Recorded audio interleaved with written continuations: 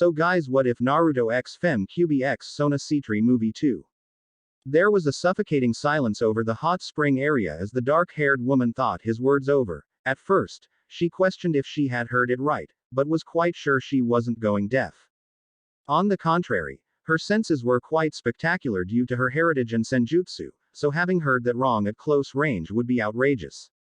A lot of questions were flying through her mind, but in the end, she figured there was only one way she could figure them out.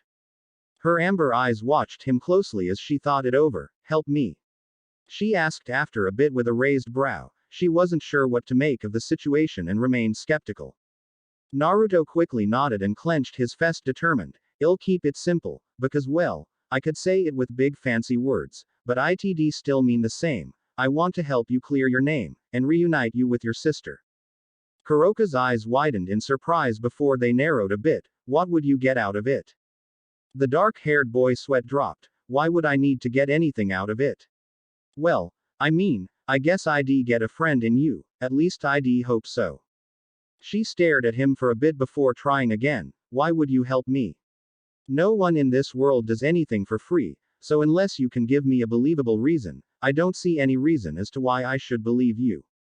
Naruto sighed and lifted his arms out of the warm hot spring water, intertwining his fingers behind his head as he stared up at the stars. I always hated how everything has to be complicated no matter where you're from. People won't believe you're genuine because the norm of the world is to be greedy and get more than you give. That didn't answer my question, he heard her say. He chuckled a bit with a small grin. Right, sorry about that, it's quite simple really. I know you to be a good person, and a person I want to get to know for who is under the facade. You want to help me because you want to know me. I am not quite buying that, she chuckled skeptically in return. Believe it or not, but it's part of the reason. The other thing is that you and your sister remind me of some people I used to know. He started quietly, as a mental image of Sasuke and Itachi appeared in his head. Kuroka tilted her head curiously. As far as she knew, there wasn't a story similar to her. Who might that be? Naruto sat up straight and let his upper body dip down under the water again. Their names were Itachi and Sasuke. They were brothers and they had always been close. Itachi was the oldest, and a great guy. Words can't even describe the lengths he was willing to go to for the things and people he loved. Her lips fell into a small frown. What does that have to do with Sharon and me? It might be a longer story. Are you sure you have time? Naruto smiled. A grin settled on her face as she stretched her back a bit. Hey, I came here prepared for storytelling. I just wasn't expecting it to be a mutual thing, and you've piqued my curiosity. Naruto sighed a bit, as he started to recall all the details he could tell her. Alright, it all started in a village, where their clan lived. The short version is that the clan was looked down upon. The isolation made the clan leader and elders start to prepare for a coup to overthrow the place. Itachi believed in the way of the village more, so on orders of the village he killed his entire family. Even his own little brother. She asked slowly. He quickly shook his head. That's where things started to get complicated. As much as Itachi loved his village, the one thing he loved more was his own little brother. He was willing to go to lengths beyond what any man should, but he couldn't bring himself to kill his brother. I am sorry, she mumbled and stared down at her own reflection in the water. Naruto just smiled and waved his hands. It's okay. I think it was long ago. Anyway, Itachi lived a lie. He was branded a criminal and a traitor so the clan's name wouldn't be dirtied and lived despite illnesses killing him just for the day Sasuke could kill him and avenge his name and family. In the end, Itachi died at Sasuke's hand, intending for him to never find out the truth. Sasuke lived every day hating his brother for what he did. His entire life was dedicated to ending his brother. A question started to bounce around within her mind. Why not just tell him the truth? With a small shrug of his shoulders and a curious look, Naruto looked at her confused expression. I mean, I could ask you the same thing. Why don't you tell Sharon the truth yourself? Just like Sasuke. She's hurting for what happened, and that brings me to the other reason I want to help. I don't want another pair of siblings that cared so much for each other to go down that route ever again. A sour smile split her face as she clenched her fists beneath the water surface. It's probably too late. Even if you do want to help me. Thanks for that, by the way. She likely already has her opinion on me being the monster set in stone.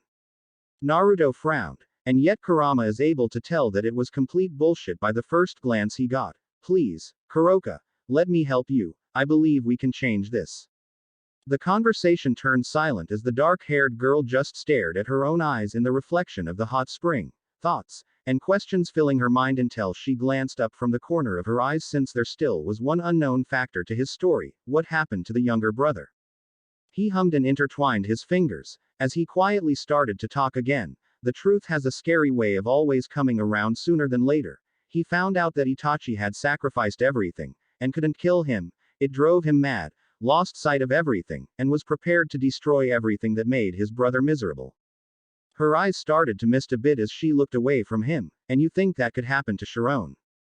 Naruto lifted his hand and was prepared to place a comforting hand on her shoulder again, but decided not to. I am going to be honest with you. Since she got into Rias Gremory's peerage, it has likely been a lot better for her than what the alternative could have been. There is a chance she'll never be like Sasuke, but there is also a chance she will. After all, once upon a time everything you two had was each other. That kind of bond is not easy to sever, nor do I believe that either of you truly want to sever it. Unable to fight the urge to smile, she rolled her eyes. He was right, of course. Not in a million years did she want her sister to keep hating her. She was the most important thing in the world to her, tch. Seeing the slight upward curve on her lips, Naruto relaxed a bit more. I will ask you again, will you let me help you? Part of her wanted to jump at the offer and accept it, but the trauma of the past made her unable to. As much as I feel bad for the two brothers you used to know, I can't help but question what you get out of it again. You may claim to hate the way such things work in this world, but it's nonetheless the way of the world, regardless of how you feel about it. And what exactly can you do for me? He sighed loudly and said again, why do I have to get anything out of it? Sirzechs told me something important the other day. He said, and I quote, it's when good people do nothing that the bad guys win. And if we don't do anything, then it'll mean that douchebag of a king you had will have won. I won't allow that, not in a million years, and that's a promise. And I don't go back on my word, he said and pointed at her, with the most serious look she had seen on his face since she had met him. Surprised by the sudden flash of determination, she lifted her head and bit the inside of her cheek. So what can we even do? I am a criminal and a stray. It's not like we have anyone to hear us out. It'd just be mad claims from insane people. A proud smirk settled on his face. Hey, and that's where you're wrong. We can't be too loud about it just yet. But I have Sirzechs and my sister on our side. Hell, the Satans already suspected something along the lines of what you just told me. We just can't act on it yet. She tilted her head. Politics, I assume. He quickly nodded. Yeah, that and the safety of people close to us. The old Satan faction and the Baal. If we go ahead and clear your name right now, there's probably some class A assholes that'll have a problem. She hissed at that. Their slimy hands won't get close to Sharon. I can promise you that much. And if I have to steal your quote, I don't go back on my word either when it comes to my sister. Naruto gave a small smile. And I believe you. And that's why I'll watch over her as we work through this. I won't let them anywhere near Sona and Rias either, so just in case I am gonna be around here for a while. As a senjutsu user, she could sense he was strong, so while it didn't calm her down completely, she did relax more, knowing he'd be there should they go through with this. So how can we clear my name and keep the people close to us safe? It seems like a shot in the fog if you ask me.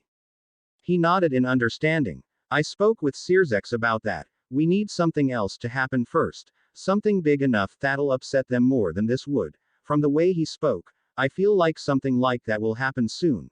We just have to be ready. All he needs after that is your story, which I just got, and then your consent to have a thorough interrogation. Hey, Lucifer sure is cunning. I am not surprised though. Sirzechs Lucifer always seemed like the crafty type. She chuckled with an amused look. Naruto had to laugh lightly in return. That he is. Hell, he even put me here so I could watch out for Rias and Sona and their peerages through all of this. So I can't really take credit, so don't worry about anything at all. I got it handled. A small smile settled on her lips as she thought for a while. It was a big decision after all. Let's say that I accept this offer. What do you want me to do?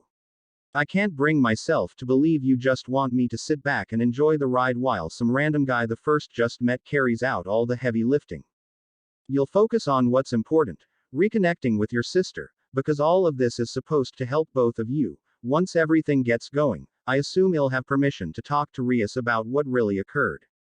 She raised a brow. I am not sure if you noticed, but she is a bit angry with me. I can't imagine that she'd just smile and wave upon seeing me.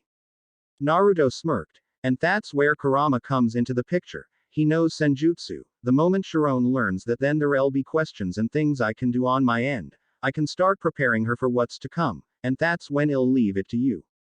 As the realization hit her, she snickered. I see, it was a clever play, and it was sure to work as he figured. Sharon would without a doubt start asking questions about the senjutsu that she had supposedly gotten drunk on, and if this fox was as good as he said, then there was hope.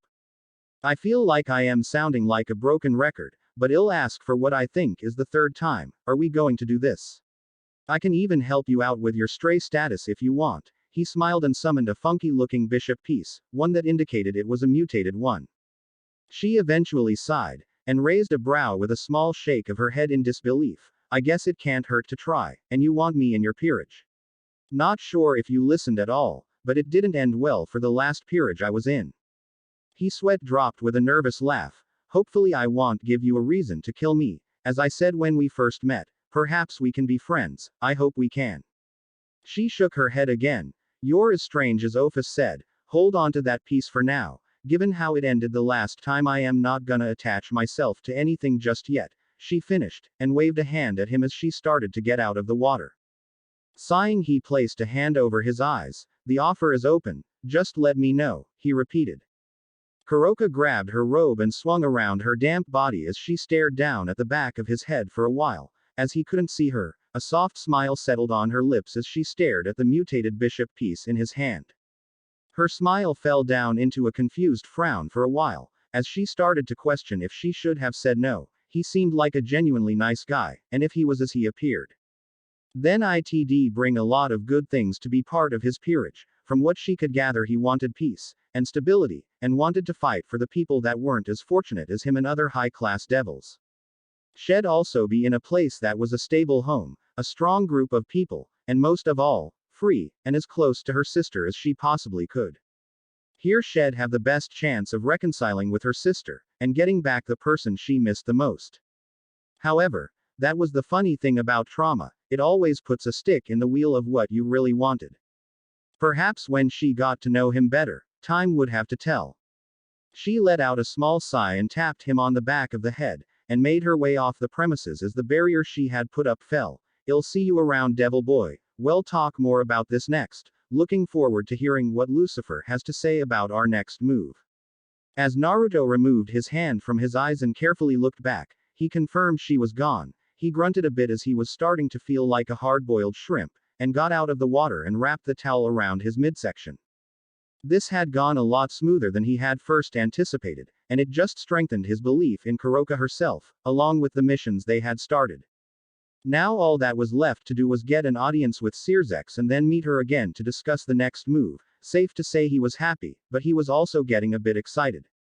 Since he had used the first many years of his life drowning in self-pity, it was the first thing he had done since he was reborn, where he could actually say he was proud of himself for stepping up to the task.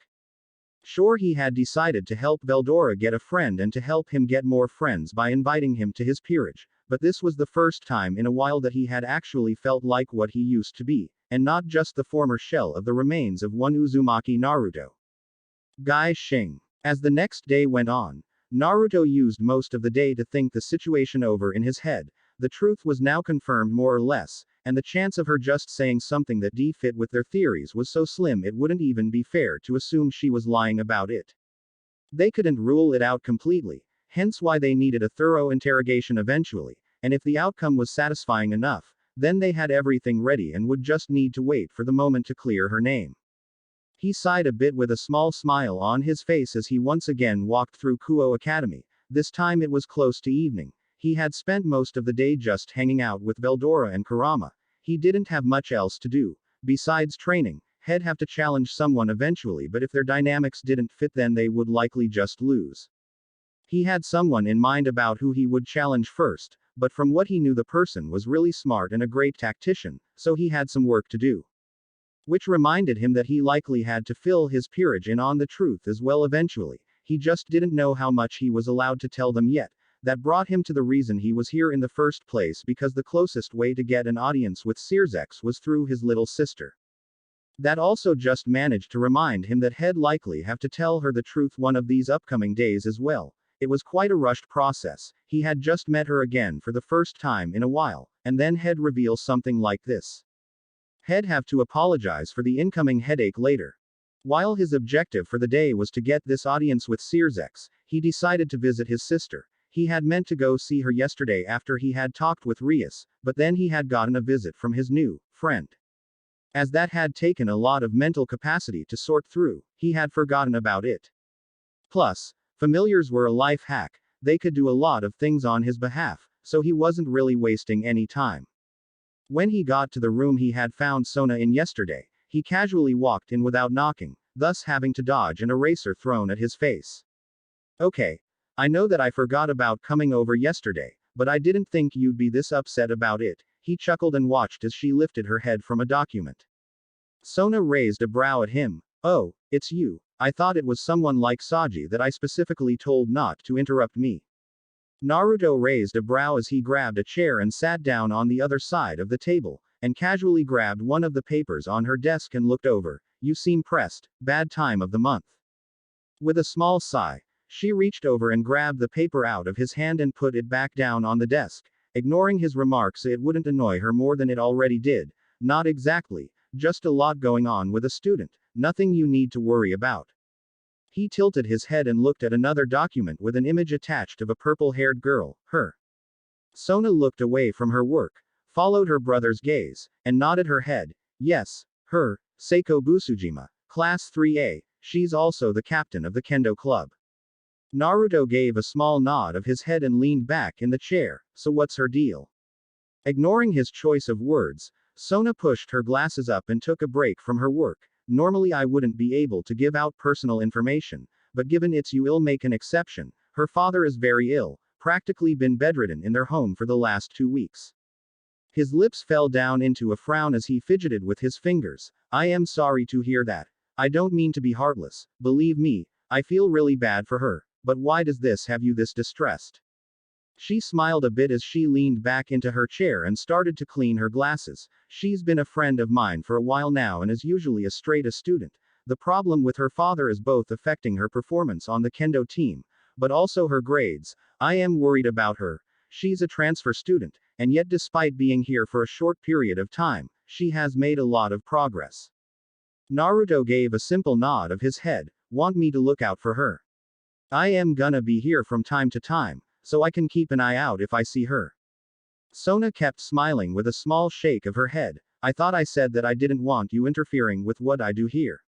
He shrugged. Not sure what it has to do with anything, just take it as a favor for my little sister. I am not interfering with the student council, so I should be fine. Why would you go out of your way to do that though? No offense, but you aren't affiliated with the kendo team, and this is not exactly devil business to get involved in, Sona questioned skeptically.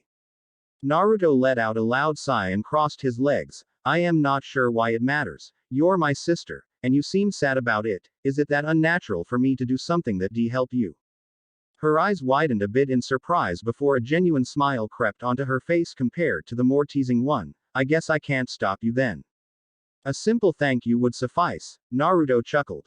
Sona shook her head. Shouldn't you be on your way to Rias? This time Naruto shook his head. Nah, I sent my familiar. I had to ask for a favor in regards to meeting with Sirzechs, so he'll probably return to the underworld, again, for a day or so. I might be back later on this evening, depending on how the meeting goes. She looked at him with surprise. May I ask what the meeting is about? Normally you don't just get an audience with Lucifer. Naruto hummed. I think I'll be able to tell you soon enough. There's something interesting about to happen, I guess. Well, it's something good, so don't worry too much about it. As she remained skeptical, she decided to trust him on it. I guess that's fair. Anyhow, I'll be leaving now. I need to make preparations for tomorrow, and I'd rather not spend my night here. I'll walk you out then. Naruto started but was interrupted as he felt something poke him on his shoulder.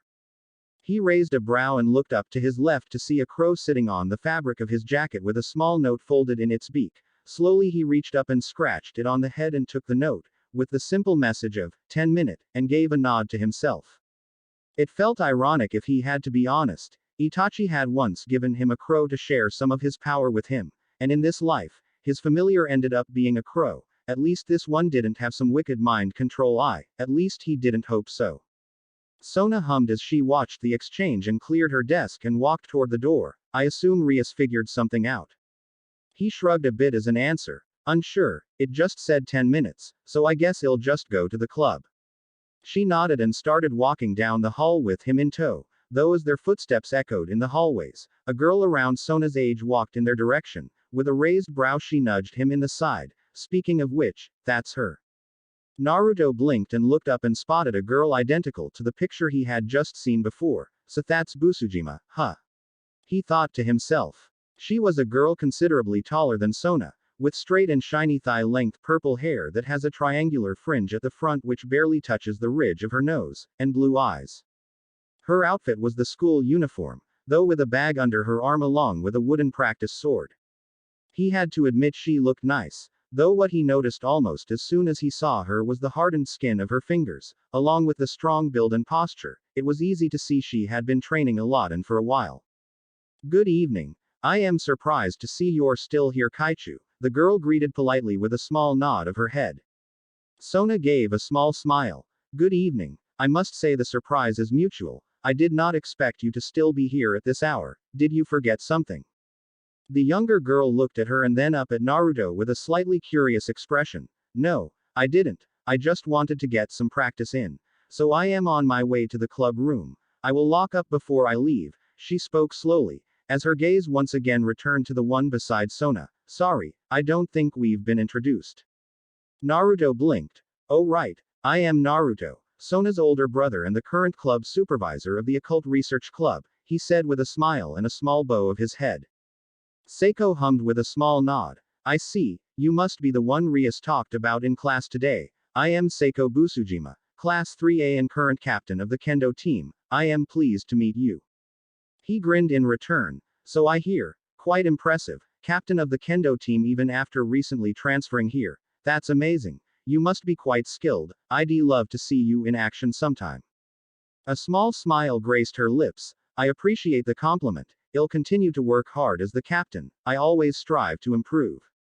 Sona pushed up her glasses and started to continue down the hallway. I am sure you will. I'll see you tomorrow. I'll have to leave now. The other girl nodded at both of them before she continued down the hallway. Naruto had to admit he wasn't quite used to this high school behavior. That conversation felt a bit too casual and short for people that were supposedly friends, though, if neither of them was a talker, then there wasn't much to do.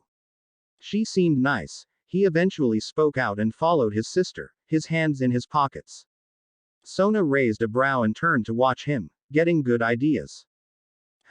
Naruto grunted in confusion. Getting good ideas about what? I just said she seemed nice. His sister shook her head with a short chuckle. She's both talented, well-mannered, and has a great work ethic. I'd imagine someone like you would think about getting her into your peerage. You may have competition though. While it hadn't been his first thought, he couldn't help but be curious now. What do you mean? The dark-haired girl gave him a look of disbelief. Rias might snatch her. She has a keen eye for potential. You must know since you've met her peerage, all of them have the potential to be exceptional, plus she only used one piece on Kiba, so she has a spare one. Naruto gave a slow nod of his head. Makes sense, he mumbled and started to think it over. He hadn't exactly figured he'd be scouting for peerage members at this school, but it would probably be stupid to not consider it, especially if she was as talented as started. Time would have to tell.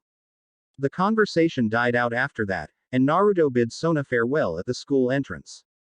As he watched her walk down the streets, he turned around and moved toward the Orc building. He couldn't quite let go of the thought. Sure, the purple-haired girl seemed exceptional at what she did, but he didn't quite know what he could do to make her join him. Or if she should join him. She was a high school student and he planned on becoming the absolute strongest for the sake of his goal. Though she did seem to like competitions, considering she was a captain of a sports team. Perhaps the idea wasn't that out there. He'd have to think about it later since he was now entering Rias' clubroom. The place seemed empty for life, with the exception of the crimson-haired girl sitting behind her desk with a small smile on her face. and apparently, a silver-haired woman standing at her side, clad in a maid's uniform. Confused about who it was, Naruto just casually lifted his hand in a wave. Yo. Rias shook her head with a mild sigh. Good to see you're on time. I was getting anxious about whether or not you'd make it. He raised a brow. Why wouldn't I? It's not like I have a reputation of being late. The crimson-haired girl giggled a bit and stood up from her seat and motioned toward the older woman. Allow me to introduce you to my brother's queen, Grafia Lucifuge. Naruto had to tilt his head. He had heard talk about her, but he hadn't exactly seen her the last time he visited Sirzechs for a talk. A pleasure. I am Naruto Sitri, though, you already know that. His sweat dropped. Grafia gave a small nod of her head. I am here to personally escort you to an audience with Sirzechs-sama. His schedule was clear, and agreed to meet your request. Since you were not present when Rias made contact, she made the appointment in your place. I hope that's satisfactory. He shrugged. Seems fair. I am fine with that. So, when will we leave? At your earliest convenience. Will you bring your own peerage, or are you going to attend the meeting alone? She asked in a professional tone.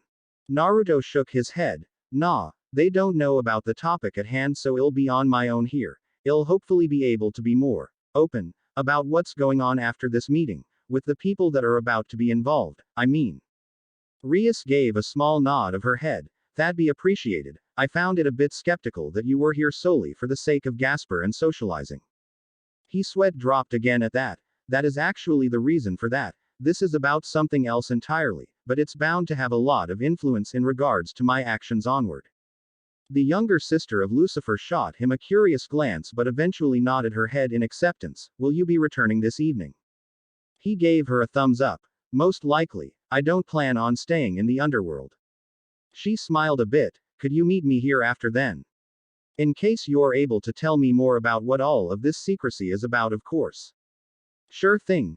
I don't see why not. It's not like I have anything better to do outside sparring with Veldora and Kurama, though they seem content on doing that on their own as well. He chuckled sheepishly. The silver-haired woman gave a slight twitch of her lip. You seem to have a rowdy peerage. Naruto gulped and scratched the back of his head. Let's just say it's never boring and leave it at that. She gave a satisfied nod of her head. Very well then. I'll be ready to transport you whenever you're ready, Naruto-san. Then let's get this show on the road. The sooner we're done, the sooner I can get to make some new plans. Let's go. He spoke with a grin and stepped up beside the older woman. Rias gave a small wave at him as she called out, I'll be waiting here. Have a nice chat with my brother. Naruto chuckled and gave her a wave in return as a large magic circle with the Gremory symbol appeared beneath him and Grafia. See you soon, he called out as the circle swirled around, and soon the two disappeared from sight to travel down to the depths of the underworld. Naruto hummed to himself as he followed the silver-haired woman down the hallways he had, by now, gotten familiar with. Well, he had only been there once, but the place was grand enough that he wouldn't forget what he was looking at. Though under normal circumstances when he didn't have a destination in mind, he'd probably have gotten lost. Grafia stopped at the door and did a small bow before motioning her hand toward the door. Please enter when you're ready, he is expecting you. The dark-haired boy gave a small nod of his head. Thank you for the escort, he quickly said and entered the room as Grafia left to attend to her duties. As he closed the door behind him, he saw Sirzechs standing with his back against the door and staring out the window in the large room. As Sirzechs heard the door open and close, a small smile settled on his face and he turned around with a nod of his head. It's good to see you, Naruto, though I have to admit I am surprised you requested to meet me this soon. Am I correct to assume you made contact with Kuroka again? Naruto smiled in return. You'd be correct. I had actually just come back from meeting Rias peerage yesterday, and there she was, though she did come when I was naked, which was odd. Sirzechs raised a brow at the amount of information. Do I want to know? He asked with a joking tone. With a sheepish chuckle, Naruto waved his hands dismissively. Oh no, it isn't anything like that. I was just using the hot spring when she paid me a visit. Thanks for that, by the way. The house is amazing. I am glad you found it pleasing. How is everything with the school, and Sona? The red-haired man asked and took a seat on one of the couches again, and motioned for Naruto to sit as well, much like the last time. The Sitri sat down in front of him and hummed a bit. Well, Sona is all right. She's been a bit stressed in regards to a student at Kuo, though I offered to help her out due to my brotherly duty. Sirzechs chuckled with a pleased grin. That's good to hear. Very well then, should we get to the matter at hand? Naruto cleared his throat and nodded his head in affirmative. Yeah, it's pretty much what we expected was the case. Everything she said had practically lined up with our theory, so unless she's a really good liar, it's probably true. The super devil cupped his chin with his fingers and paid close attention. Walk me through it. The younger devil leaned back in his seat and gathered his thoughts. As was expected, she did it to protect her sister. Apparently, her former king was experimenting on his peerage and was about to do it to Kaneko. Fearing for her sister's life, Kuroka killed him. Were the experiments extreme? Sirzechs then asked. Naruto nodded quickly. I think so, yeah. From what Kuroka told me, he was trying to create a super devil. If my theory is correct, I think he may have been trying to create one to return power to the old Satan faction, though I can't be sure, and Kuroka didn't seem to know the reason behind it. Sirzechs hummed with a thoughtful look. I see. With this revealed, I think it's safe to say she acted within her right as a sister to protect her sibling. Experiments of that caliber could very well have killed her, especially since she wasn't a reincarnated devil like her sister, and also a lot younger. She said she feared for her sister's life. While she was able to endure the experiments for Sharon's sake, she couldn't allow him to potentially kill her. Nor did he have the right to experiment on her since Sharon wasn't part of his peerage at any point, Naruto continued. A relieved look crept onto Sirzechs' face as he sat back in his seat and relaxed. With all of this on the table, I think it's safe to assume your new friend is innocent. Her name is to be redeemed per our plan. Naruto smiled widely at that, as he felt the relief washing over him. Part of him couldn't wait to tell Kuroka the news. That's great. Sirzechs nodded. Indeed it is. Mind if I ask you what you plan on doing next? With a thoughtful expression, Naruto thought it over. Well, I'd like to tell Rias about this. Maybe Sona too. Since we can't clear Kuroka's name right away, I figured that the least we could do was prepare Sharon for it, so it doesn't just come out of nowhere. The Satan smiled. I think that's a good plan. I am happy to see you're taking every factor into consideration. I would have suggested this myself if you hadn't mentioned it. Naruto chuckled. I want to help them both. I think they deserve the chance to become close and happy again. Kuroka seems like a really nice person when she isn't trying to wear a mask, so I hope to get to know her better. Sirzechs hummed at that and tilted his head with a question lingering in his mind. Mind if I ask you a controversial question? Go ahead, Naruto replied curiously. The red-haired man closed his eyes for a brief second before opening them again. What would you think about getting Kuroka into your own peerage? I realize this may be a sudden thing to do, but it's an ideal spot for her. I think it would be good for her, mentally, as well as a few other reasons. Naruto's cheeks flushed a bit red as he scratched the back of his neck. I sorta may have already asked her. Sirzechs blinked with a raised brow. How did she reply? He shrugged in return. She said she'll think about it, and considering what happened the last time, she isn't really open to joining just yet, though she didn't refuse either, so I'll take that as a good sign. It's to be expected. Her trauma from her former king is still there. You've only met twice so far, but since she didn't refuse right away, I think it's a good sign as well, Sirzechs replied. Naruto tilted his head curiously. Could you elaborate on why you suggested it? Certainly, Sirzechs answered swiftly. I've seen a lot of people like you, and maybe even Kuroka. If what I've heard is correct, from what I can tell, you'd be an ideal place for her. Ideal place? Naruto asked, confused. Sirzechs nodded his head. You're close to her sister, and you give your peerage a lot of freedom. Kuroka seems like the type of person that values the freedom to make her own choices, and besides, you want a sense of peace and justice for people that aren't as fortunate as high-class devils. You seek a kind of equalizing for the minority. All of that speaks a lot for what kind of person you are. Naruto had to admit he was a bit flustered. It felt like he was getting a lot of compliments from one of the strongest beings. Thanks, I think.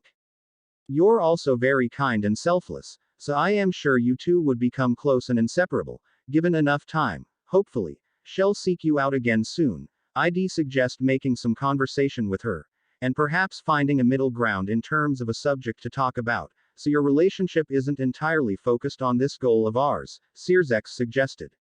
The younger devil looked on with wide eyes. He was quite surprised that Sirzechs decided to give him this much advice on the matter. He seemed to genuinely want to help him in a lot of ways.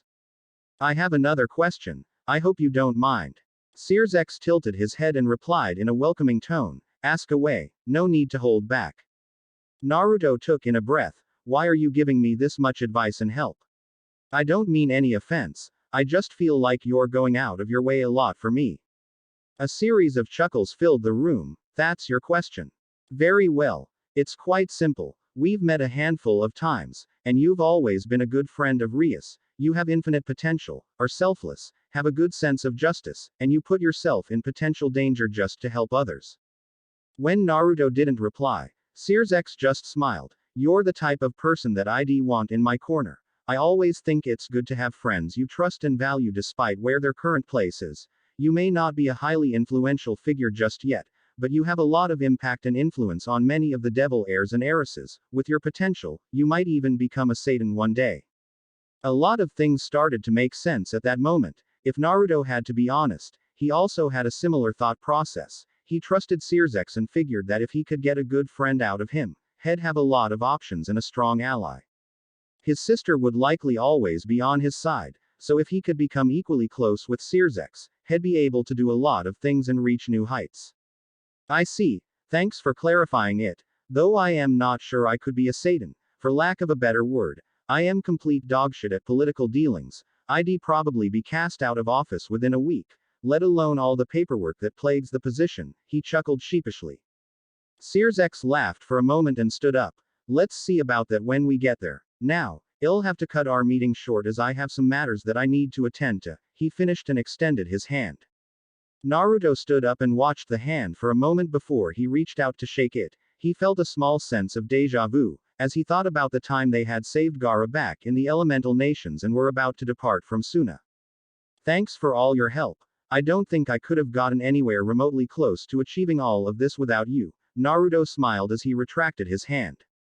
Sirzechs shook his head. No, thank you. You're doing a lot of things that many would like to say they could, but don't have the spine to go through with. Do you need me to call Grafia so she can escort you back? Naruto shook his head as he walked toward the door. No need, I'll find my way back on my own. I also need to pay a visit to a cousin of mine. I'll head back to Kuo after that.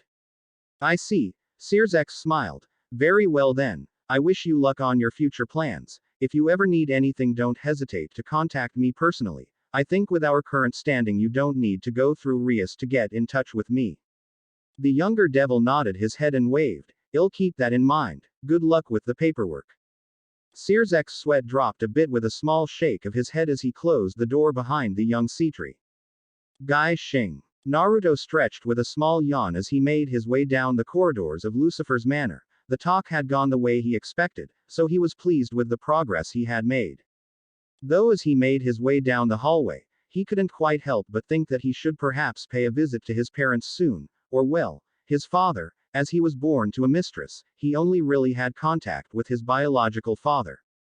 Their relationship had always been a bit strained since he still considered Minato and Kushina his parents. He couldn't blame the man for having tried to connect with him, since he himself was the one to blame after all. As he had drowned in self-pity, Lord Sitri had always tried to make sure he was healthy and well. When he had gotten older and somewhat accepted that he was no longer a shinobi of Konoha, but a devil of the house of Sitri, he felt bad for the man. It wasn't his fault that the circumstances were this way. If anyone was to blame, he felt that it was himself. He was the one that had trusted Sasuke to make the right choice in the end after all. In the middle of getting lost on the road of life, something caught his attention. He grunted a bit with a slow blink, as the person he had spotted matched his curious glance. In front of him stood a girl, who was a decent bit older than him, with long, pale greenish blonde hair, long slit pink eyes, and glasses. He grinned a bit as he threw his hand up in a wave. His mood suddenly changed. It wasn't every day he met his favorite cousin after all. Sure, he had aimed to go visit her, but running into her like this was a good coincidence. If it isn't my favorite mecha geek of a cousin, he called out and jogged over. Seekvaira gave a loud sigh as she shook her head at her luck. Could you not at least pretend to be formal when I am on duty, Naruto? Naruto shrugged his shoulders and wrapped an arm around her shoulders with a big grin. Come on, I know you love me, so how's it going? Lord Agar is still having you run errands. She shook her head and pushed his arm off her. Otu-sama is preparing me to become the next head of the house, and with our political infrastructure and responsibilities, yes, he has me working around the clock.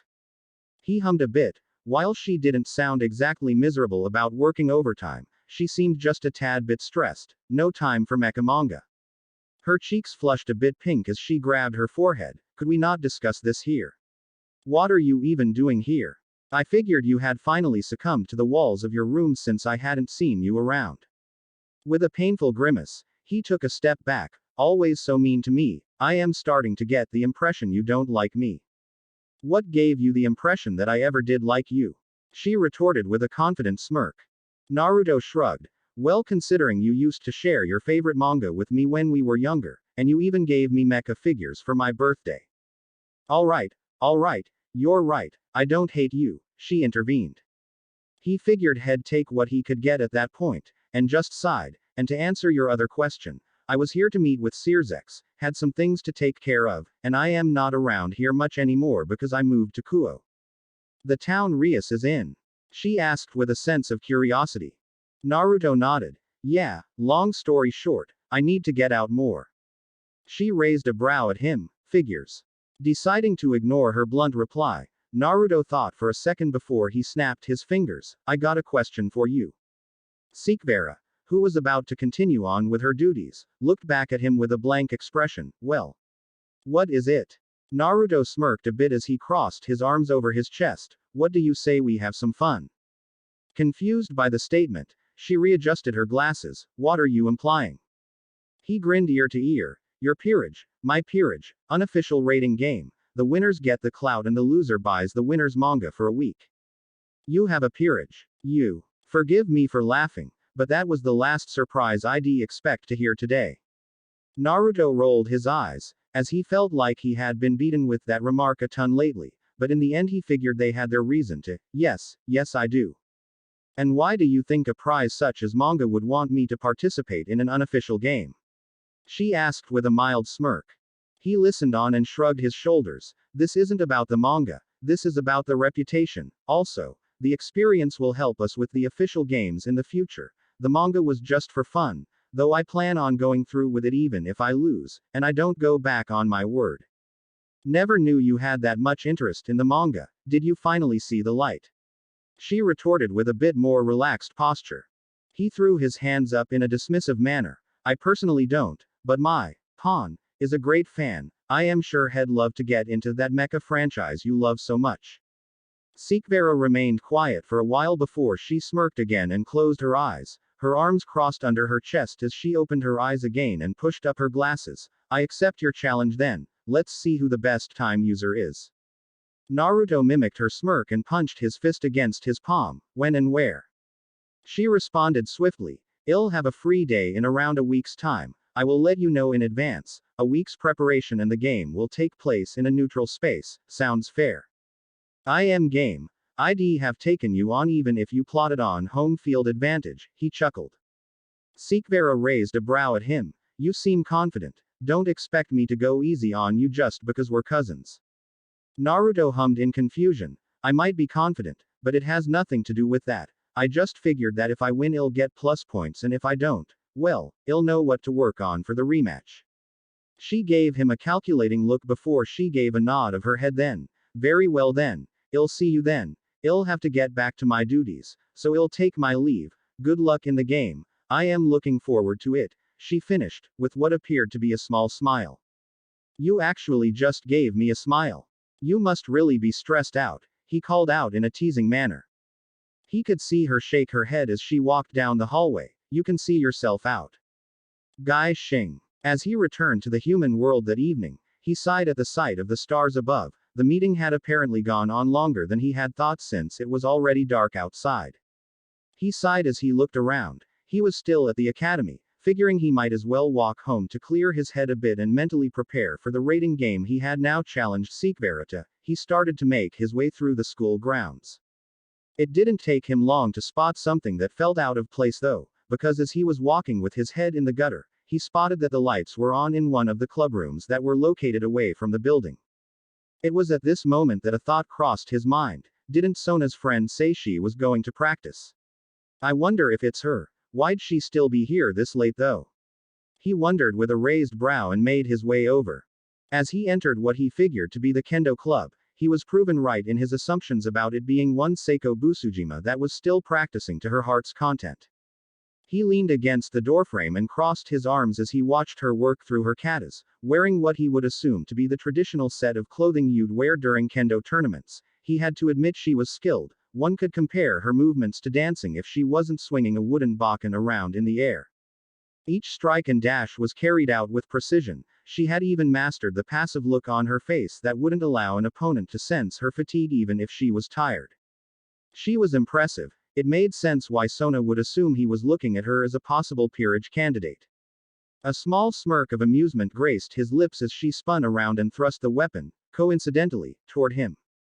Her eyes widened a bit upon seeing him, as she hurriedly got out of her stance and put down the bakken with an apologetic bow of her head. My apologies, I know it's way past the time that the guidelines allow. Naruto blinked a bit as he started translating what she meant. She thinks I am gonna scold her for being her past the allotted time. Well, I am hired by the school, so I guess that's fair to assume, he thought to himself and chuckled a bit.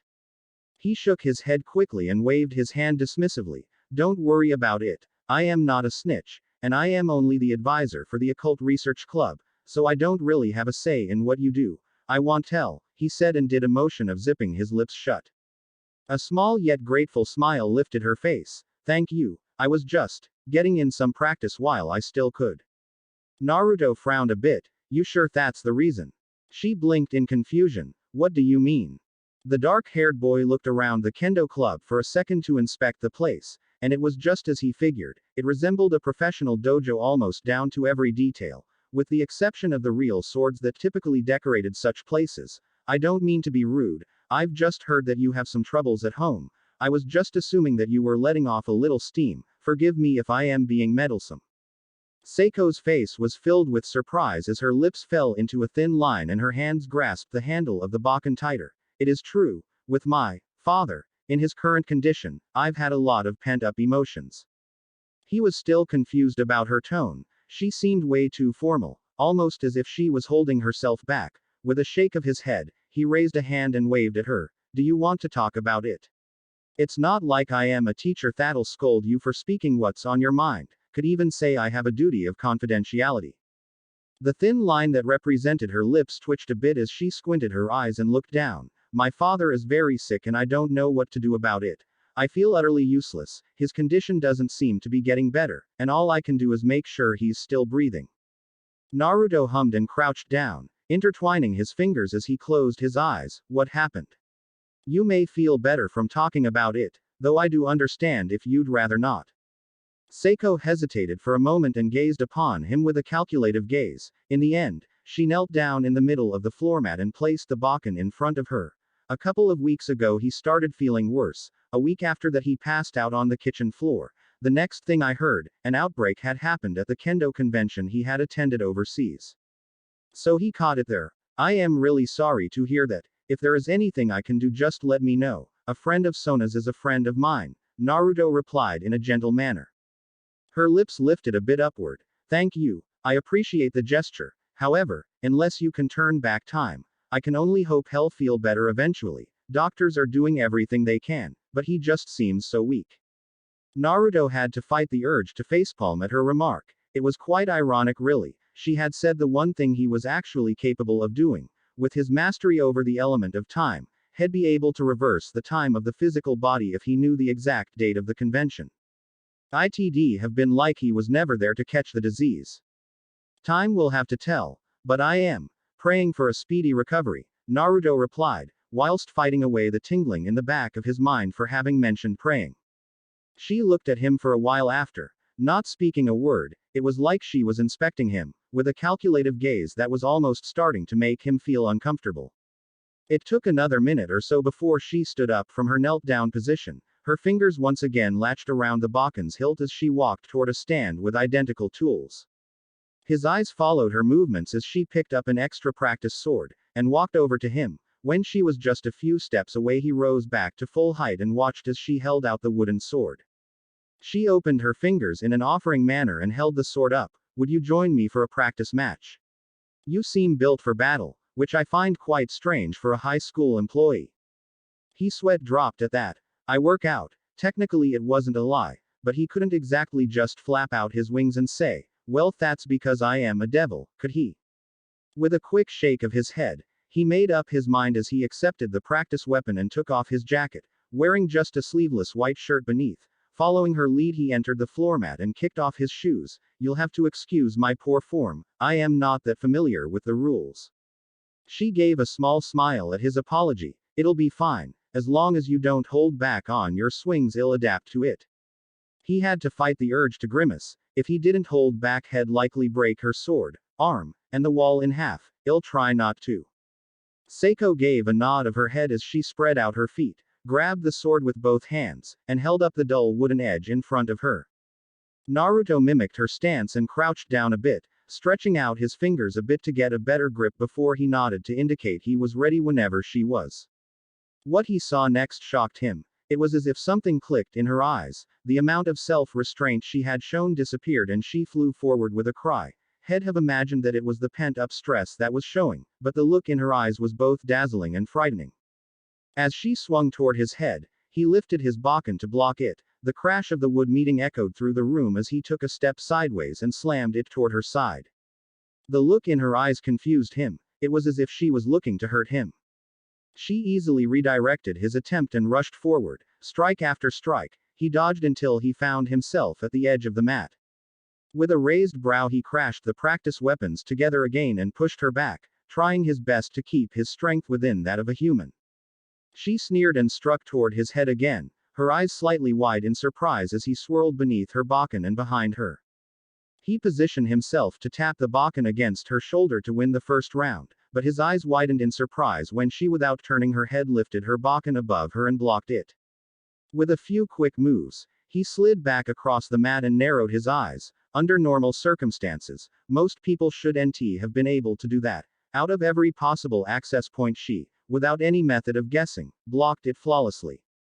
Almost like she could see him, she had angled her defense with the perfection of a kendo practitioner. A theory started to form in his mind as she twirled around to reassume an offensive stance. The distance between them kept her from attacking him straight away. It was a long shot, but something felt off about this.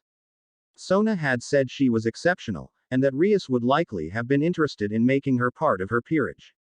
However, Rias' peerage consisted of exceptional people, either with a sacred gear or someone with a background within the supernatural. Is it possible she has a gear that Sona didn't inform me of? He wondered and figured there was no real way to tell. His sister and Rias might have had their suspicions based on observations from a spectator's point of view, but there was no real way to tell. He figured there was only one way to figure it out, and he only had a theory so far about what it could be. Her reaction time and perception of motion seemed to be the odd ones out. He had made a move to finish it. A bit too fast if he had to admit it. She had reacted faster than she should, and in a way that would likely not have been possible unless it was just a good guess. So the one way to figure it out was to push her beyond her human capabilities, and apologize afterward if he was proven wrong. He could also just hypnotize her to forget that it had happened. Devils had a lot of neat tricks, and finally being able to use genjutsu was a plus. Getting more serious, he took another stance and sped forward. The look of surprise in her eyes said it all as she lifted her bakken to block a barrage of swings and stabs, each move of his faster than the one that had come before. Sweat started to roll down her forehead, her teeth gritted as she felt the raw power behind his bakken. Questions filled her mind about where this sudden aggression and power came from, but she focused her mind to keep up her guard and push him back. The shadows of their figures moved around the room almost like blending blurs as they crashed bakkens together repeatedly. The crackles of the wood threatening to break filled the room. Starting to get out of breath, she tried to move back on the offensive, but as she did, she instantly found herself with the practice sword almost pressed against her face as she pushed back against him. Her muscles twitched as she swirled beneath him and made a move to him over his arm, but without even turning his head, she saw his bakken flick at her at speeds she could not fathom. The wood hit against her wrist as she watched her sword fly out of her hand and against the mat, A look of pure surprise morphed onto her face as she bent down to pick the Bakken up. You're extremely skilled. I don't think I've ever seen someone that isn't a pro move like you. Your father must be very proud, he commented and put down his weapon, long ago having made the connection that her father must have trained her since he went to kendo conventions overseas. Her eyes softened as her fingers neared the dropped Bakken. Thank you. I did not expect you to be this good. I was taken off guard. However, your reaction time isn't human. You're much faster and flexible with your timings, he commented without turning his head but watching her from the corner of his eyes. Her eyes widened in an instant as she gazed over her shoulder. The mere look on her face told the entire story. It was like he had suspected. She was hiding something. She looked like a kid that had just been caught red-handed with their fingers in the cookie jar. What are you? She asked slowly and stood to her feet, the Bakken now back in her hand. Naruto smirked a bit and finally turned around, resting the wooden weapon against his shoulder. The human mind on average needs about 80 milliseconds to observe before it can react, yet you had your block ready in half that time, sometimes even faster. You're gifted, aren't you? She quickly took a step back. Then what about you? You're not a practitioner. You claim to not know the rules, but you're both faster and stronger than me. You can counter, strike, and react, in even less time than I can. I'll ask again, what are you? He felt a sense of déjà vu in regards to her remark about turning back time earlier, as he gave a smug smile. What I am? I am filled with time, you know. In her mind, she had always known something was off. There had always been questions, occurrences, and situations she could not answer, but at this moment, it felt like she could really use some answers. She gripped the Bakken tightly and with a battle cry rushed forward to prove something for herself. With all the power and strength she could muster, she swung the wooden sword at his ribcage with enough force that did break bones on an ordinary human. Her eyes immediately widened. Instead of the sound of a grown man crying out in pain over his ribs being broken, all she heard was a soft thud. She immediately looked up and watched as the tip of her Bakken was stopped by the mere touch of his finger.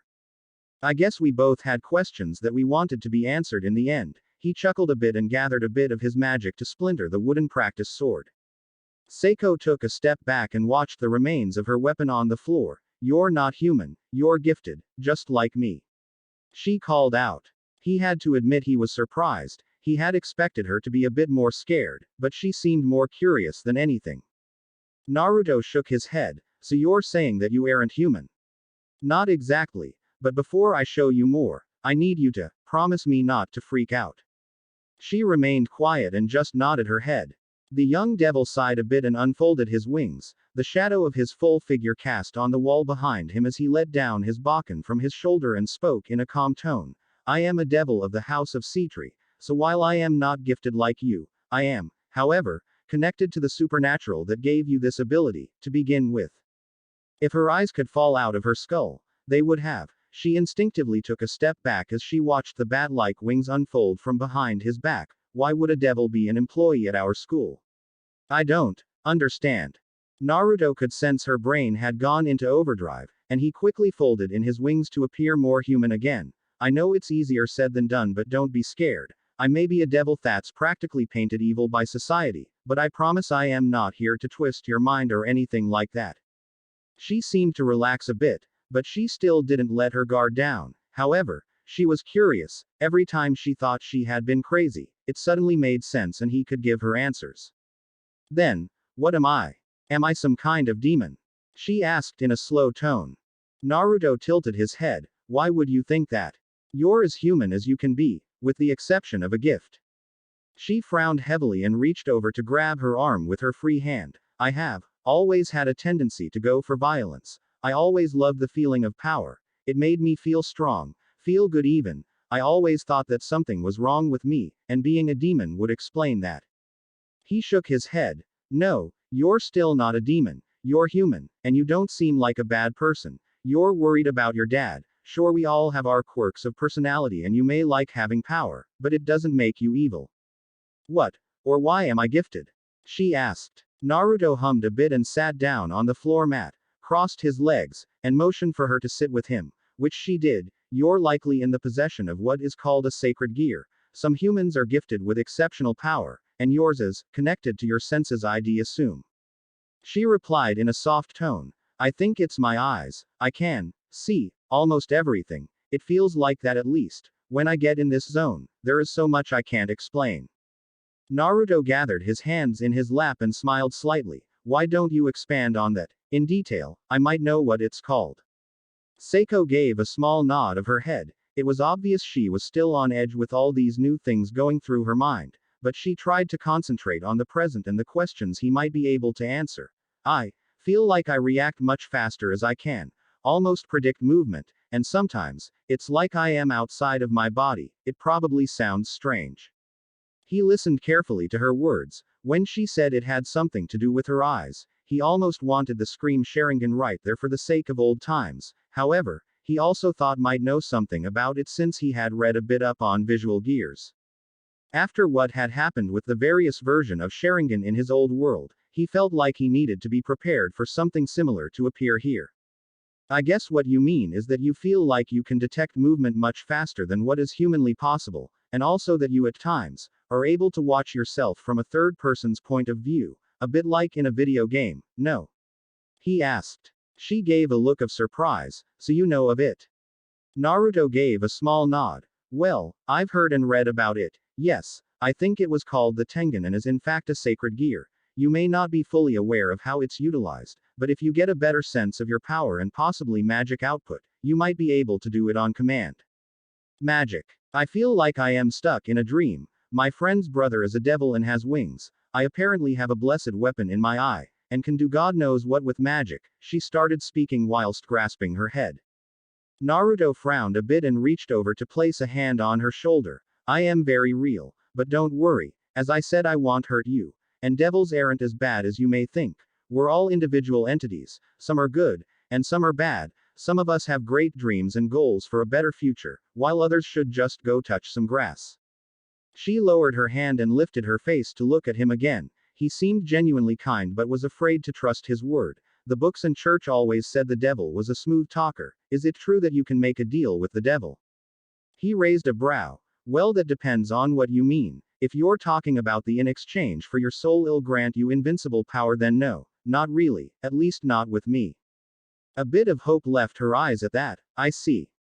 A smile graced his lips. Were you hoping that I could heal your dad? She nodded her head slowly at that. While she wasn't proud to admit it, she felt desperate. Her mother had died early on in her life, so she barely had any memory of her. She only had her dad. She'd give anything to make sure he wasn't sick and on the verge of death. Naruto hummed a bit. I felt a sense of irony when you said something earlier. Unless you can turn back time, it almost made me laugh actually. Don't tell me you're some crazy devil that can magically turn back time. She sweat dropped and rubbed her forehead tiredly. He waved his hands dismissively. Yeah, I can't do that. However, what I said was true. I am filled with time. He chuckled and extended a hand toward the splintered remains of the Bakken he had destroyed earlier. While he hadn't expected to use this as a metaphor for what he was capable of, he figured that it had all played into his hands, so with little effort, a blue sphere wrapped around the splinters, as they started to reassemble together to form a Bakken again, just as good as new. Seiko's eyes threatened to pop out of her head again as she watched what happened before her eyes. On instinct, she immediately grasped her formerly broken practice sword and inspected every inch of it. This is impossible. It was destroyed just a few seconds ago, she mumbled out in disbelief. He couldn't blame her for still trying to deny it. He would have too, after all. Instead, he decided to explain to her what had happened. I am half Sitri and half Agaras, which are two devil houses by the way. The Agaras have an affinity for time magic, and since I am half Agaras I was lucky enough to get it. So while I am skilled with it, there is still a lot I can't do. For example, turn back time. My gift doesn't seem so special in comparison to that, she joked lightly as a mental defense mechanism and put down the Bakken in front of her on the floor mat. Naruto shook his head. I think it's equally powerful. From what I could understand, it can detect movement up to 300 times the normal speed if mastered, and as you said you can see from a third person's view. If you train and master this power along with swordsmanship, you'd be an extremely talented woman one day. Her cheeks flushed a mild pink from the compliment, and she chuckled a bit. I appreciate the faith you have in me, but with my father ill I doubt I'd have the time to even try and figure out how to do it. He cupped his hand thoughtfully. As Sona's words echoed in his mind, she had asked if he was interested in getting her into his peerage, and the more he got to know her and her personality, the more he was tempted, not to mention she had a sacred gear she wanted to learn about. While he thought she'd be interesting to have around, he felt a bigger sense of wanting to help her, since it was pretty much his responsibility she got this knowledge. Do you want me to help and teach you? Seiko's breath hitched in her throat as she lifted her head. You could do that. Naruto nodded. If you become a member of my peerage, then I could. Oh, and, before you ask, a peerage is essentially a way to reincarnate humans into half-devils. We use this system due to a great war that happened a long time ago, to replenish our numbers. The conversation remained on that topic for a while, where Naruto explained in more detail what it meant to be part of a peerage, even went as far as to mention Kurama and Veldora, and how all kinds of species could be turned. It took her a while to mentally be able to comprehend the existence of yokai and dragons, but she was starting to get drained of surprise at this rate. In the end, he asked her if she wanted to become his knight in his service, and thus be able to be taught more about what it meant to have a sacred gear and be able to utilize it in combat. Was that all? She asked with a loud sigh. Naruto pondered over the question for a bit. Well, aside from what I said, you'd be able to use your sacred gear in a whole new way.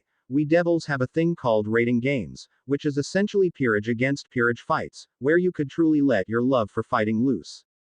A lot of it seemed amazing. However, one thing did keep her from saying yes. I would say yes since it's a whole new world that has opened up for me, but I can't. My father needs me, and if I go away to fight other devils in what you call the underworld, then I would not be able to do that.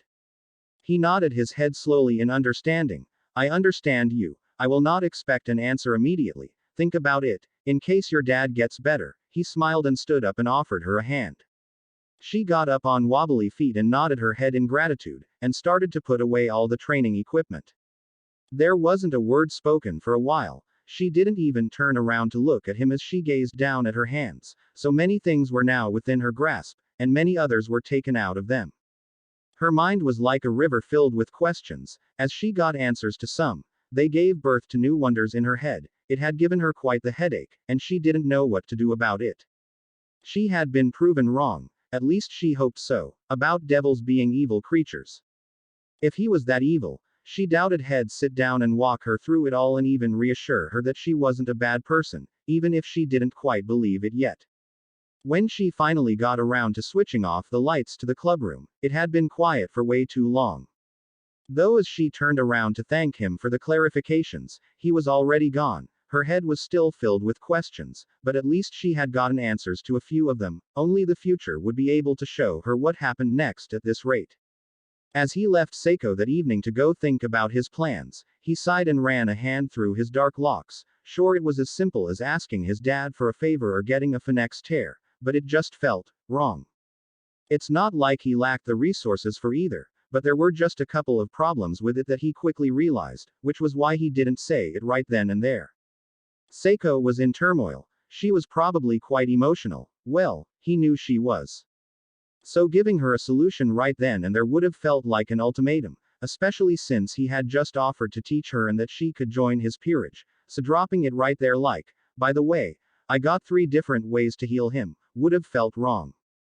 There was no doubt she'd feel obligated to respond at that moment, to something that did work in his favor, to where she in return got what she desired the most. She would have said yes out of duty instead of actually wanting to join him, and he wasn't a fan of that. And not only that, but his relationship with his dad was strained. He might have been the head or owner, he couldn't quite remember anymore, of some of the best medical facilities the underworld had to offer, but it would have felt wrong to practically ignore him most of his childhood and then just show up now and want a favor.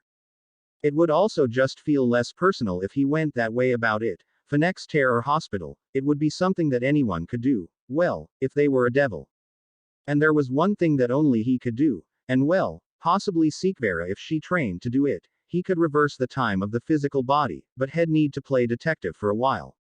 Isolating the part of her dad's body would be a good start. If he could figure out where the problem was, he could just reverse the time of that specific area. It'd probably be a bit taxing, even for him, to completely revert his whole body and all organs to a time before the convention, which reminded him that he needed to figure out when that was too. He could save himself a lot of potential exhaustion by knowing exactly how much was needed, so he didn't overdo it and turn back several weeks more than what was needed in the first place. With a yawn, he stretched his back and groaned at the sound of a few cracks. It had been a long day. Or well, not really. He had been chilling most of the time, but a lot of information and activities had happened in a short amount of time. He didn't mind though. It was starting to feel like it used to be, back at home, always busy, and always ready for something new. Though before he worked on all of that, he needed to chat with Rias. He had already kept her waiting long enough, and if he decided to just go home now and sleep, he'd probably be in trouble. So gathering his magic, he sped up the magic around him and disappeared from the spot, flashing back to the spot he had been standing inside the orc building earlier, with the most Kakashi-like wave he could. Yo. With a sheepish chuckle, he dodged a book thrown at his head and mentally made a note that both Rias and Sona apparently liked throwing things at him. So much for friendship. I know that I am maybe late, but that was uncalled for. Rias shook her head with a slightly flustered face. Don't just appear out of nowhere. You could have used a transport circle and I'd at least be able to be prepared. What if I was naked or something? Naruto raised a brow. Why would you be naked in your clubroom? Though I guess some people prefer reading their manga however they are the most comfortable. Not having a ready answer for that, she sighed and slumped down in her chair once again, her hand covering her face as her cheeks rapidly reddened. So what did you figure out? He smirked widely at the reaction he was getting and laid down on one of the couches. Now, no reason to be hasty. I am not busy. Rias let out a loud groan and hit her forehead against the table. Can't you just shut up for a second before I hurt you? You can't take one day in your life seriously, can you? I mean, sure, you can try. Regardless, why would I? This is much more entertaining. He chuckled and intertwined his fingers on his stomach. She shook her head and ended up with a small smile on her face. No matter where he was, Naruto would always be Naruto. He had been as carefree as he had been antisocial his entire life, so there was no changing it at this point. Anyway, did you find anything out? He hummed a bit and gave her a more serious expression. Yeah, I do need to talk with you. It's important, and will probably end up changing a lot of things around here. Hopefully, for the better. But with my success rate it may end up failing, which is what I am afraid of. Rias frowned a bit as she watched his mood change and stood up from her chair. Naruto had been a good friend throughout most of her childhood, and hearing that he, of all people, was scared, did make her worry. He never seemed scared of anything. As much as he seemed to dislike social interactions, she never viewed him as downright scared of them, just indifferent. Naruto raised a brow at her as he watched her walk toward him, a simple hand gesture telling him to move so she could sit. With a small sigh, he started to lean up and felt the weight change on the couch. Before he could get up to a sitting position, he felt a hand on his head. He raised a brow as he watched her, and registered that she had indeed just placed her hand in his hair. So what's the special occasion? She tilted her head in a confused manner. What do you mean? Naruto chuckled. First you say you want to hurt me, and now you're taking care of me. You gotta make up your mind. As he said that, he remembered that was something Kuroka had told him when they had met for the second time. Perhaps they were becoming friends as Sirzechs suggested, that Lucifer seemed to know what he was talking about. She huffed and flicked the bridge of his nose, much to his annoyance. You seemed stressed out about something, and I wanted to help you. Don't make me regret it. Naruto sighed heavily. I am the one that's about to make you stressed, so I'd tell you to take a seat if you weren't already sitting down. Her lips fell down into a small frown. I am all ears. Rubbing his face, he leaned back into the cushions and thought of a way to start it off. I am sure you're well aware of who Kaniko's sister is. Rias' eyes immediately widened as an expression of both shock and fear morphed onto her features. You're speaking of Kuroka. Yeah, I know of her. She's the reason Kaniko has been having troubles. I have to admit, hearing her go under two different names is so confusing. I can't figure out whether or I should call her Sharon or Kaniko, though I guess if I called her Sharon she'd be both scared and pissed. Naruto chuckled and intertwined his fingers behind his head. At this moment, Rias already had a fear of what had happened. There were only two possible reasons that he could know her real name, and she doubted wholeheartedly that it had been Sirzechs that had made him figure it out. Did she hurt you? Naruto groaned and rubbed his eyes. No, she didn't. That is the thing that this is all about. Everyone has been misinformed of what really happened. You may think she is some crazy murderer because of the story, but it's not the real story. Rias looked at him with uncertainty, as if he had been possessed or tricked. Naruto, I know you're trustworthy, but how can you know all of this? He rubbed his forehead next, all of this already making him tired. It had been a long day, and he felt like he was about to ruin hers. I've met her twice. She was hostile at first due to the circumstances, but everything about her was brought into question because of Kurama. He is a senjutsu user himself. At this she was surprised. Is he alright? Naruto chuckled. Again, misinformation. Senjutsu isn't something that magically makes you crazy. Sure, you can get drunk on power, especially with negative emotions, but that d mean there'd be at least one of two characteristics, if not both. You'd either be giving off an aura that a senjutsu user could pick up on, which Kurama didn't, or you'd be morphed into some creature because you lost control of your magic.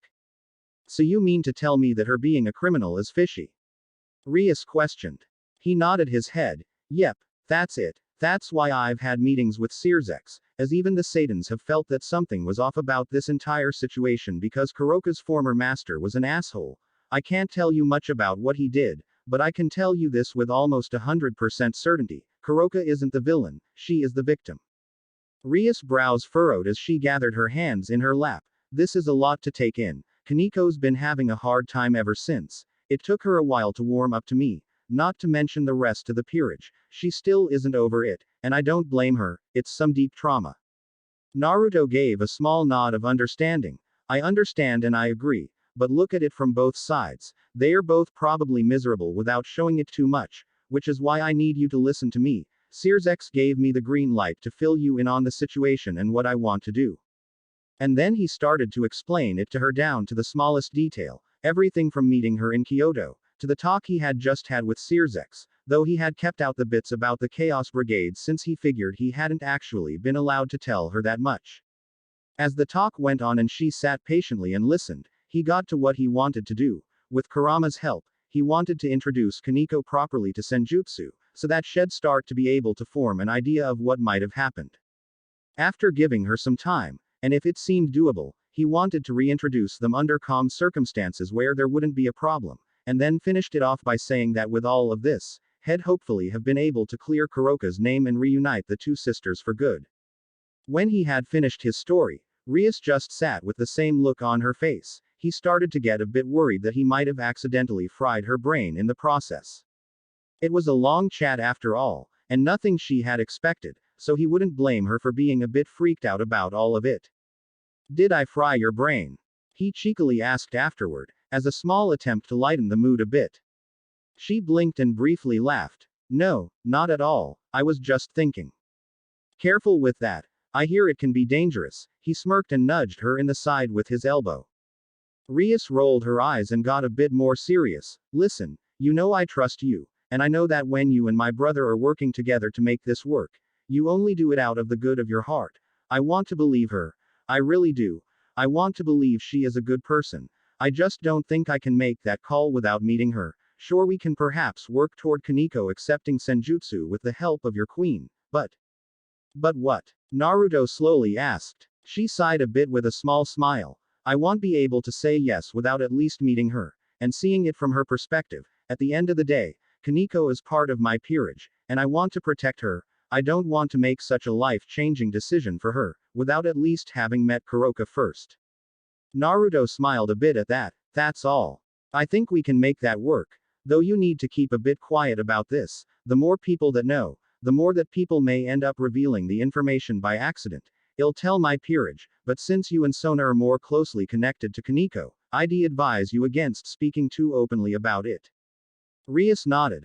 I understand. I won't tell anyone with the exception of Akano. As my queen, she has the right to know. She won't tell, so don't worry. What will we do now then? He hummed a bit. Well, it's only a matter of time before Kuroka seeks me out again. I'll mention your desire to meet her. And I don't think she'll have a problem with it as long as it's on peaceful terms and in a place she knows, but I can't say for certain before I meet her again. Thanks for understanding. And hopefully, once I've assessed the situation for myself, it turns out to be true and we can truly help Kaniko face and overcome her trauma. Rias smiled slightly. Naruto grinned a bit and stood up with a stretch. You're a good king and a good friend. It shines through about how the Gremory care for their peerage as if they were family. I take a lot of inspiration from that when I look at my own. I want everyone to feel like they have a voice to be heard. I feel the same way. You seem to be doing a good job at being a king, but Kurama and Veldora seem nice. Naruto had to chuckle at that. Given how much you like manga, Veldora would probably be your biggest bestie. He is somewhat emptying our bank accounts on buying complete series of any genre he can get his hands on. Her cheeks flushed a slight pink as she kicked him in the shin. You're such an idiot, I swear. Wincing a bit at the sudden attack, Naruto raised a brow and scratched the back of his head. What did I do this time? Just the usual. It's not my fault that you're a complete weeb that absolutely adores manga and anime, and would use hours to binge watch it. I mean, come on. I can't even count the times you asked me or Seekvaira to slow down time in your room so you could watch more than you should, he teased before noticing that she was just a few seconds from exploding as steam was starting to escape her head. So with a quick salute, a magic circle appeared beneath his feet with the Sitri symbol proudly displayed in the middle. Oh well, I'll see you later, have a good one.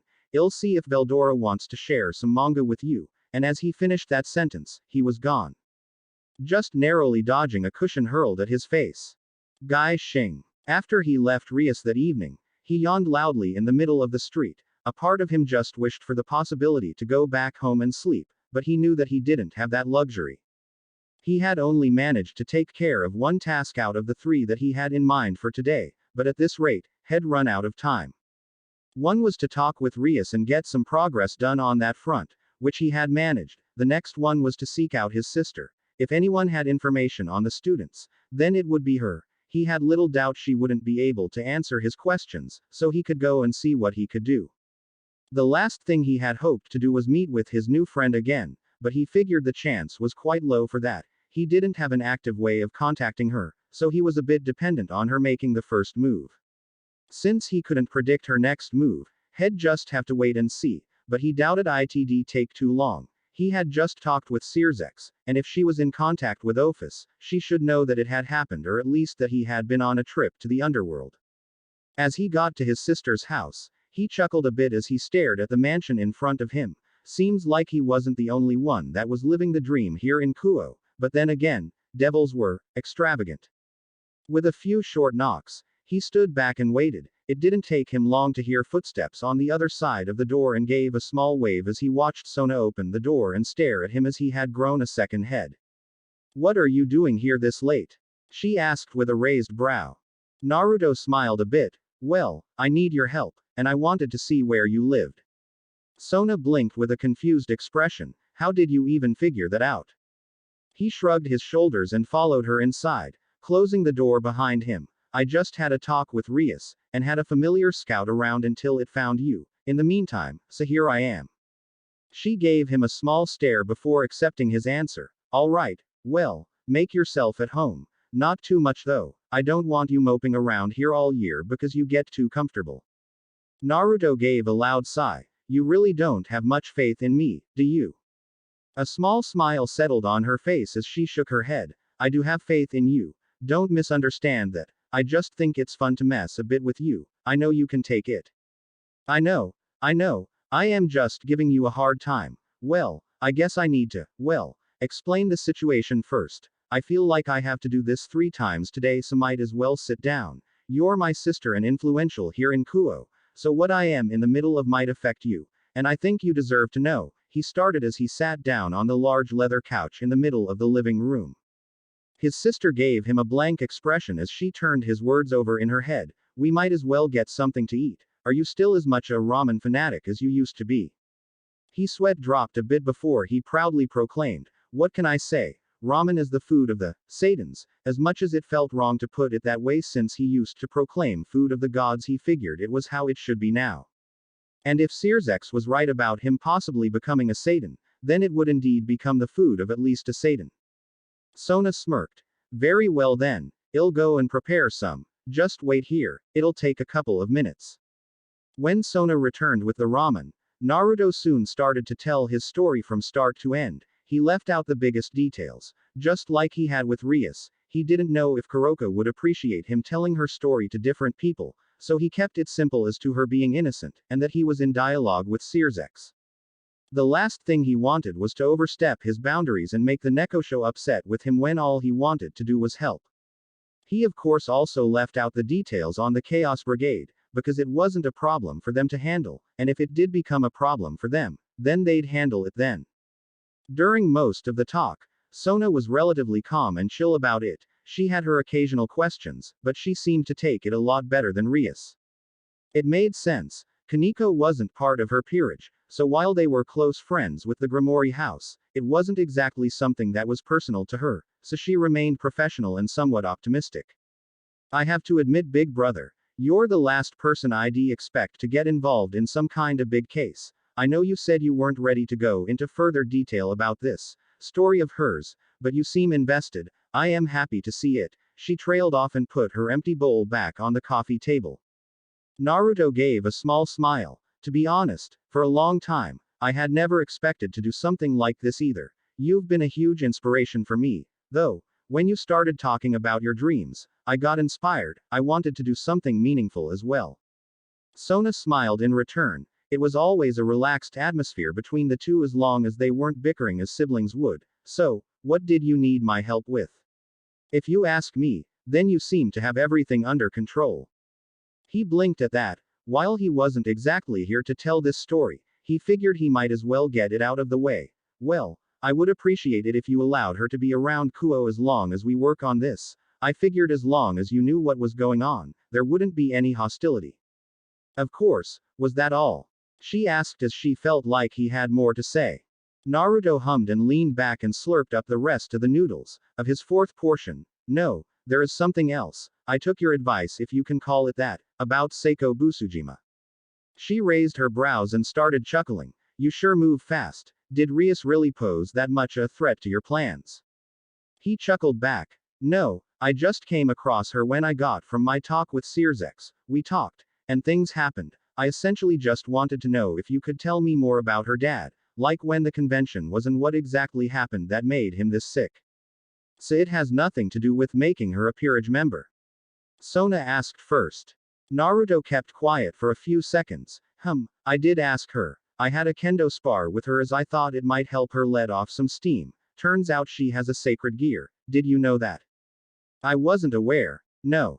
He nodded in acceptance. I offered to teach her, and also a place in my peerage, though she said no for the time being since her dad was sick, and while she can have her dad treated in the underworld, or get a phoenix tear, I figured it'd sound too much like an ultimatum for her to join as a trade. You really want to help everyone, don't you? Sona asked with a small smile. Naruto smirked slightly. I guess I do. I wanted to separate helping her from recruiting her as much as possible. I don't want her to feel obligated to join my peerage, just because I heal her dad. Plus, with my abilities, I might be able to do it without our father's help or a phoenix tear. I think it'd mean more that way.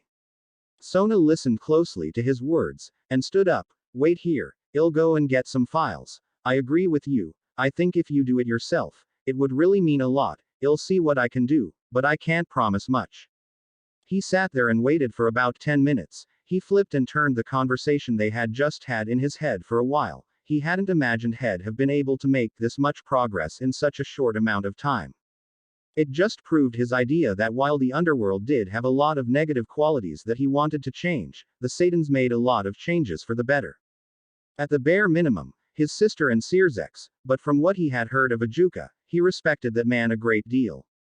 He didn't know much about Falbium, the last of the four Satans. All he had heard was that the man was extremely lazy guy that loved to sleep, and thus his mental image of him was permanently saved as Shikamaru. Sorry for the wait. It took me a bit to dig all of this out of my laptop, but here you go. He heard from his left and blinked to leave his stupor as he saw Sona handing him a couple of documents. He gave her a small smile and accepted the papers. No worries, I was just thinking. Careful with that. Sona smirked and sat down. Well, let's take it from the top. Kage Busujima is a pretty well-known face within the kendo community, often referred to as Master Busujima. He cuts quite the figure. He attended a kendo convention overseas about 4 weeks ago. Naruto stayed quiet as he looked at the paper in front of him. It was safe to say that Seiko had probably gotten her looks from her mother, The gruff man he was looking at had short black hair along with a few shades of gray that showed that the man wasn't exactly young anymore.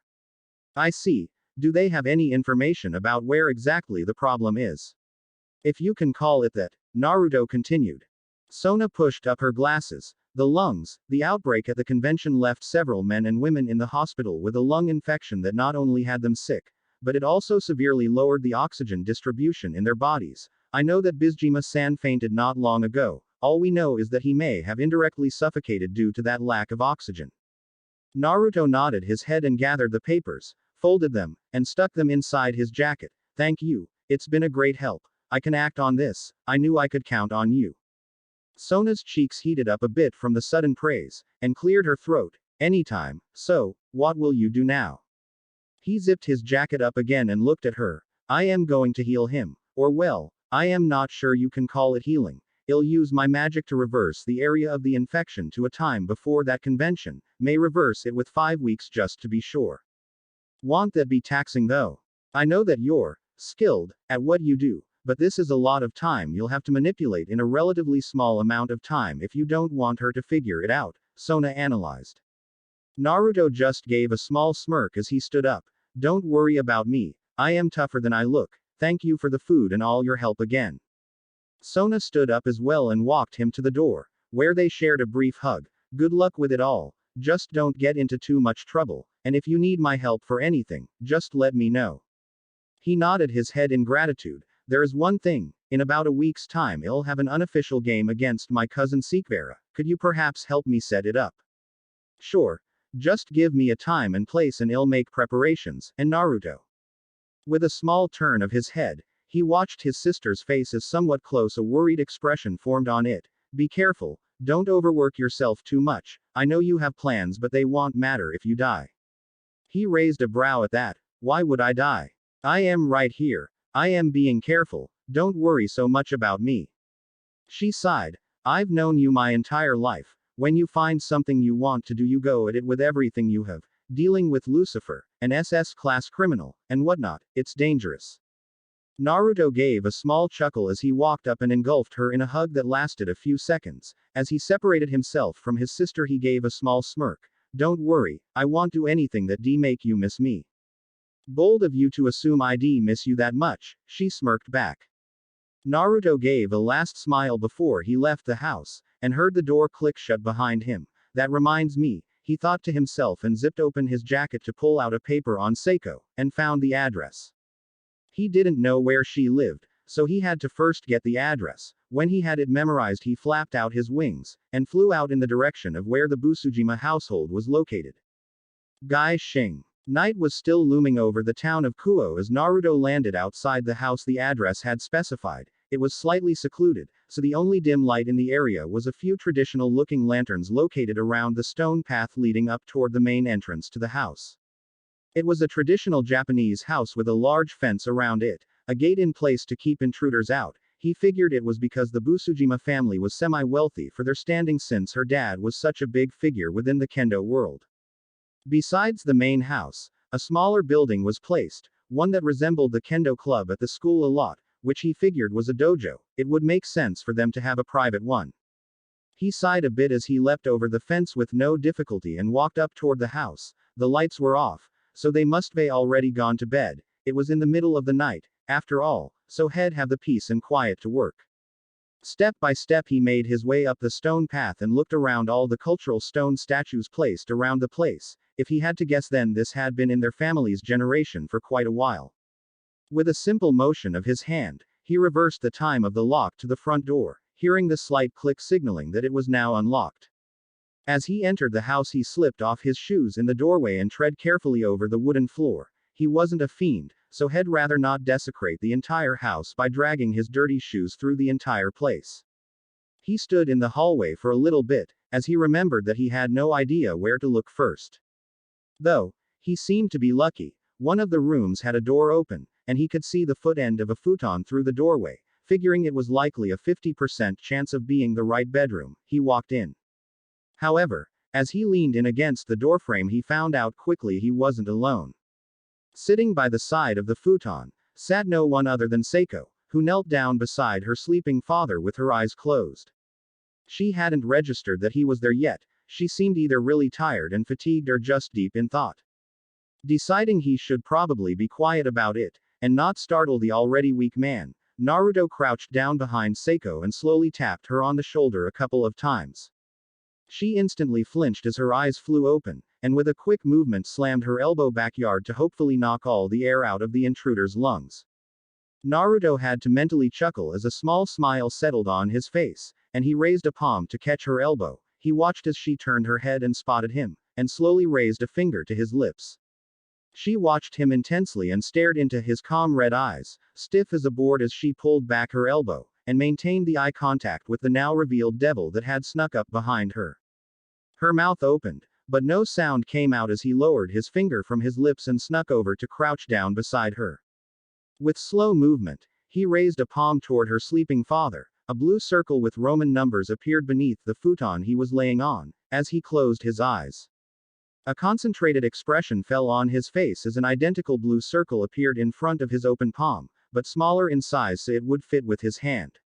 The sound of a faint humming noise started to fill the room as he turned his hand to the left, and the circle spun in tune with his movement. The circles glowed. It was as if the rays of magical light wrapped around him, but shone the brightest around the chest area. They kept spinning for a few minutes before they along with the light disappeared, and the room was once again dark, appearing darker than before since their eyes had gotten used to the light. His red eyes were the remaining visible thing in the pitch-black room. Figuring the work was done, he watched over her for a few minutes until he sensed the older man on the floor starting to wake up. With a mock salute that his old teacher used to make, he started to back out of the room, disappearing without any trace before she could get the chance to notice. Thanks for watching.